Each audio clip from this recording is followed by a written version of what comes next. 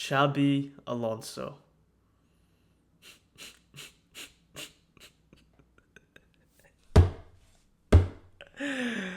Welcome. Welcome back to La Liga, my friend. Welcome to Diego Simeone Penitentiary.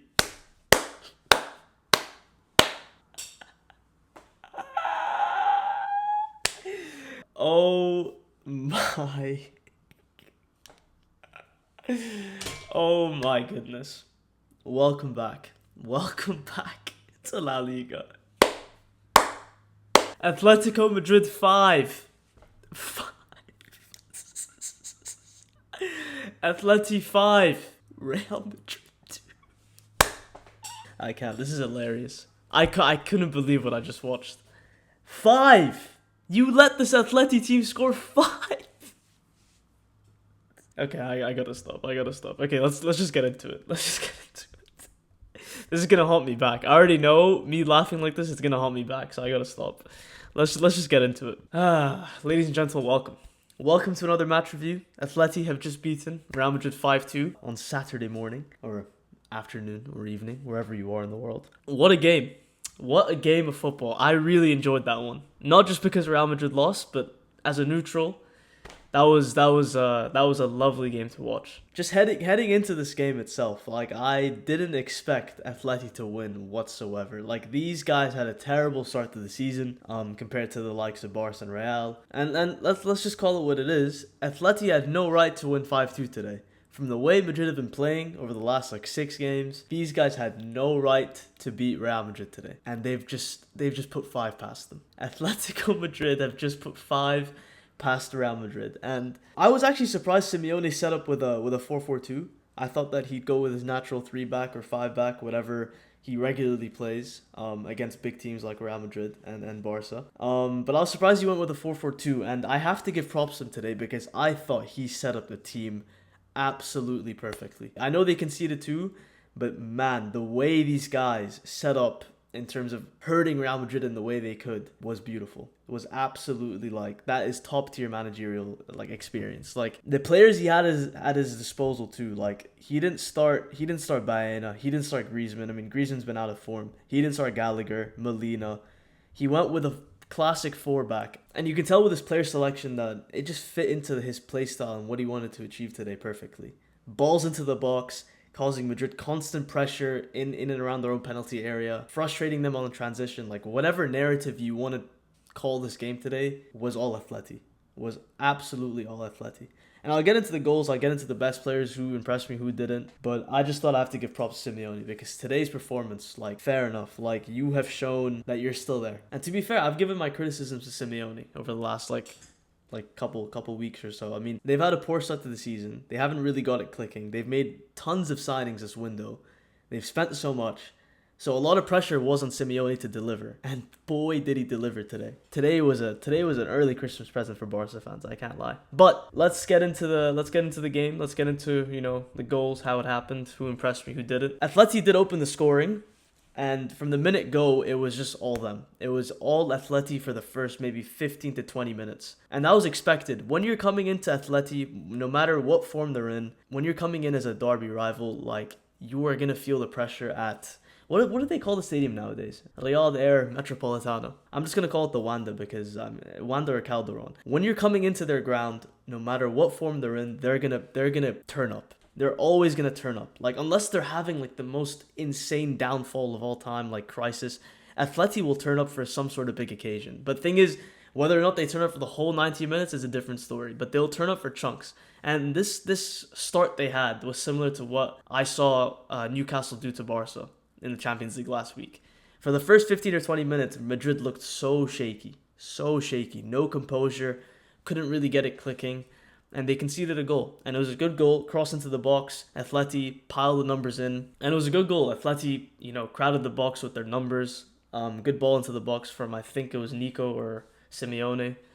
And 1-0. Lenormand got the header ahead of Huijsen and Militao. And from then on, you could tell, Madrid felt the pressure. But the one thing that will still remain in Atleti's genes is just that complacency. That complacency is still there. And to be fair, in that second half, it wasn't there whatsoever. But the first half, the complacency was there because they got a little too hyped, a little too, they weren't level-headed. Madrid got back into the game through, of course, the one man who scores every single game for them, no matter how bad they're playing, Mr. Kylian Mbappe. And it was a great goal. It was a great goal. I thought people had critics on Arda today for like whether he should start in these types of big occasions.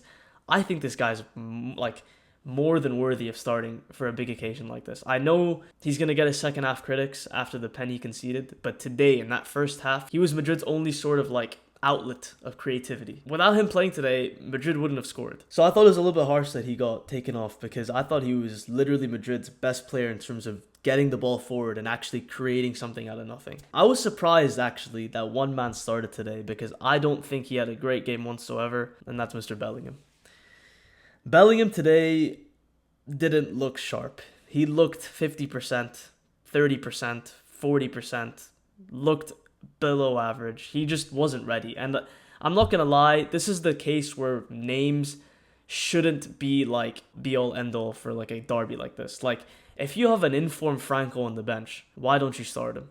If you have a fully fit Rodrigo on the bench, why don't you start him over a man like Bellingham? Because yes, Bellingham at his best is better than Franco and Rodrigo. At his very, very peak of his powers, he's better than both of them. But he wasn't fully fit today. I don't understand why Xabi would start someone like Bellingham when he's not fit. And you can easily play Arda in the middle because he's more than capable of playing in the middle. And yeah, you can sort out the attack. You could put Franco on the right or Rodrigo. You have options that are better than what you did today. We saw that Bellingham couldn't really get a grasp of it in the first half. Second half just looked completely out of it. He's not fully fit. He's not fully fit, and he shouldn't have started. He could have came on maybe. It would have been a different story, but should not have started today because I thought that these three, as good as they are on their day, these three got absolutely dominated by these four. Like, these three could not get any sort of grasp of possession today for like a string of like 10 minutes just because of these four. Like, Madrid really couldn't put a foothold in the game, and it's surprising because we see them do that against like easier teams. Like, if we're being honest, Madrid had the easiest first start to the season than Atleti and Barca. Like, that's without a shadow of a doubt. But yeah, so Mbappe equalizes, and Madrid were kind of able to like pounce on Atleti's mistakes, and that's how the second goal happened. I mean, Lenormand had a terrible clearance. He had so much time to bring the ball down and actually just play back to his keeper. Instead, he just heads it somewhere random. Vinny picks it up. Vinny does brilliantly, takes on two men, sends them both back to wherever they're from in Spain, and just plays it to Arda, and it's a first-time finish. Edge of the box.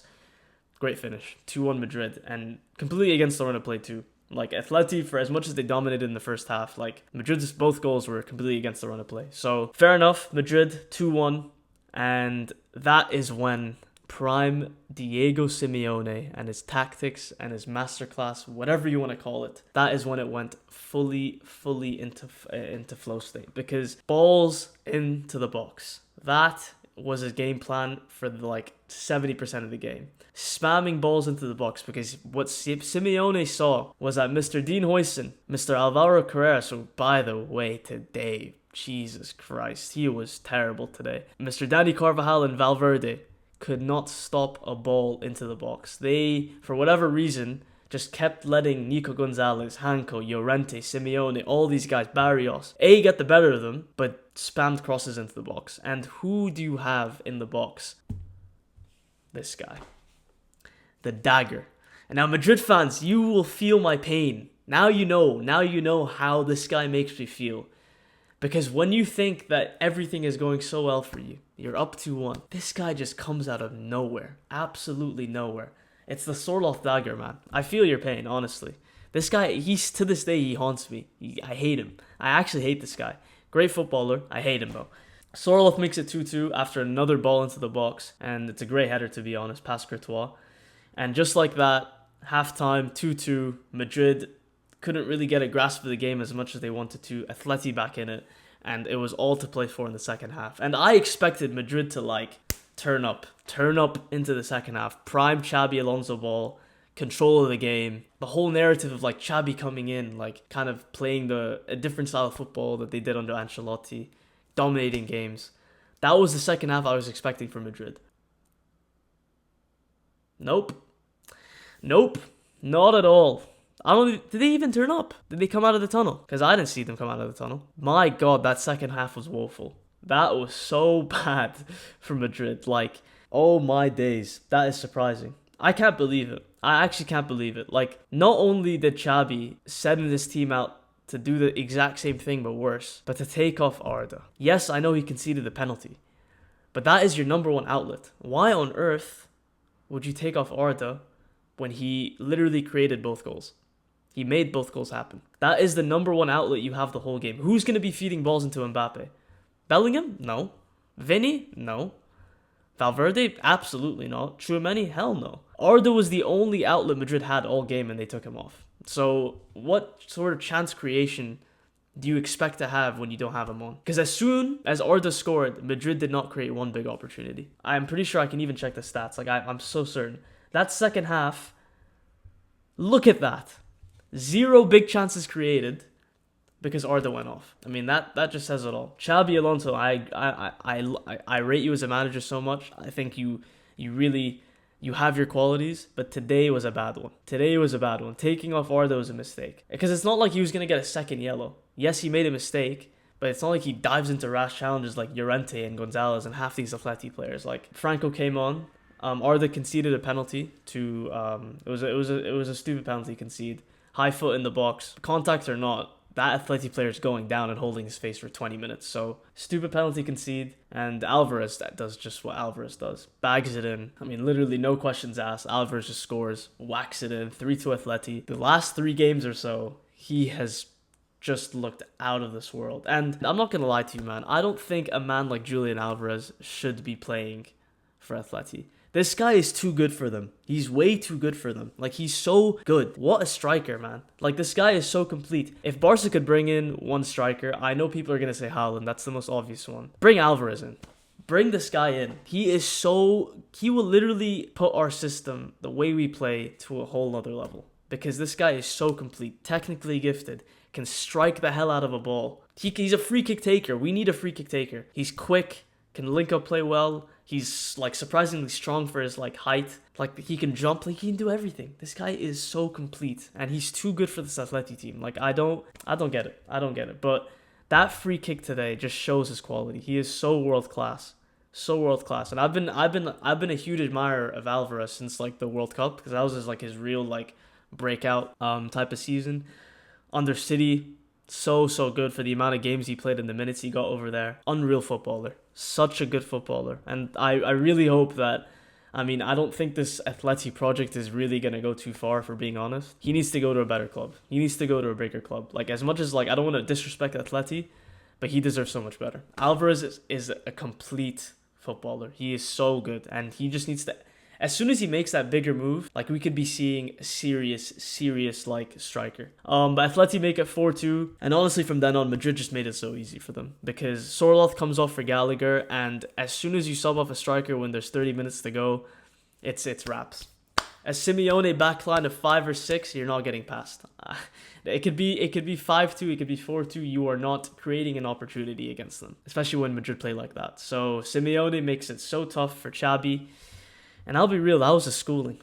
That's a tactical schooling. Like, we've seen this narrative before with Real Madrid last season, when they've gotten schooled tactically by teams like Arsenal, like Barca. You know, we've seen this narrative before. So today, Madrid got another taste of that, unfortunately, for them. But I think this is just a huge learning curve for Xabi now, because he's kind of seen the players that he sent out there. He's kind of seen what these players can do in the biggest moments, in the biggest games. And I'll be honest, some of these players have some eyes on them now. Bellingham, I mean, he just came back from injury. Valverde and Tchouaméni today, they were, I don't know. They looked so out of it. Militao, unfortunate that he got injured. Dean Huijsen and Carreras. Bro, Carreras today, man. He looked like Gerard Martin, but like worse, if that makes sense. Like, I can't believe I just said that. Like, Carreras looked so bad today, man. He couldn't handle Simeone and Llorente on that right flank. But this is a big learning curve for Madrid now. Big learning curve for Madrid, because I don't think anyone in the world expected them to get absolutely slapped 5-2 by Atleti today. I'm sure all of Atleti's fans right now are probably at like the pub, just absolutely getting hammered. But I mean, rightly so. Winning a derby like that is insane work. But Madrid, your winning streak comes to an end. You held your first loss. Barcelona, tomorrow against Sociedad, please just get the win. I don't care if we scrape the win, just get the win. It will make my life so much better knowing that we end the weekend off at the top of the table. So please don't make a meal out of it. Just get the win, get the job done. That would be a perfect weekend. Madrid losing to Atleti and Barca being top of the table. Like, that is the best weekend I could ask for right now. So that'll be the end of the review. Leave a like, subscribe. Let me know what you think. Did I miss out anything? Did I miss out on a key detail? Let me know in the comments below. I've thoroughly enjoyed it, and I've thoroughly enjoyed making this match review. So all my socials are linked below, as you know. And yeah, I'll see you guys tomorrow after the Barca game. Peace.